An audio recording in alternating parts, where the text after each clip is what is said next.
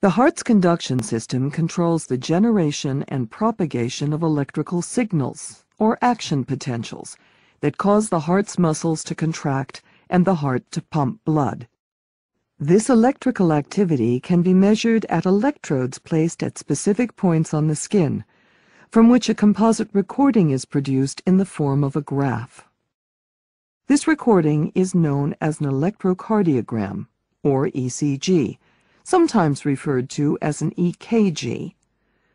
A tracing of the overall electrical activity of the heart, resulting from the propagation of many action potentials. Let's look at what happens during a single beat of the heart and how these events are depicted on an ECG. In a normal heart, each beat begins in the right atrium with an action potential signal from the sinoatrial or SA node, the heart's natural pacemaker. The signal spreads across both atria, causing the muscle cells to depolarize and contract, inducing a phase known as atrial systole.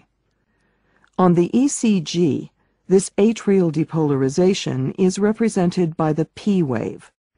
The period of conduction that follows atrial systole and precedes the contraction of the ventricles is depicted on the ECG by the PR segment, a flat line following the P wave. When the signal leaves the atria, it enters the ventricles via the atrioventricular or AV node, located in the interatrial septum. It enters the bundle of His and spreads through the bundle branches and the large diameter Purkinje fibers along the ventricle walls. As the signal spreads through the ventricles, the contractile fibers depolarize and contract very rapidly, inducing ventricular systole. The ECG's QRS complex represents this rapid ventricular depolarization. Atrial repolarization also occurs at this time, but any atrial activity is hidden on the ECG by the QRS complex. Finally, as the signal passes out of the ventricles, the ventricular walls start to relax and recover, a state described as ventricular diastole. The dome-shaped T wave on the ECG marks this ventricular repolarization.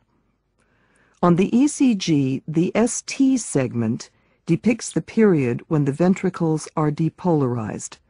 The QT interval represents the time it takes for both depolarization and repolarization of the ventricles to occur. The sequence of events just described and the associated ECG trace repeats with every heartbeat. Remember, an ECG is not a tracing of a single action potential, but an amalgamation of the many action potentials that constitute the electrical activity of the heart.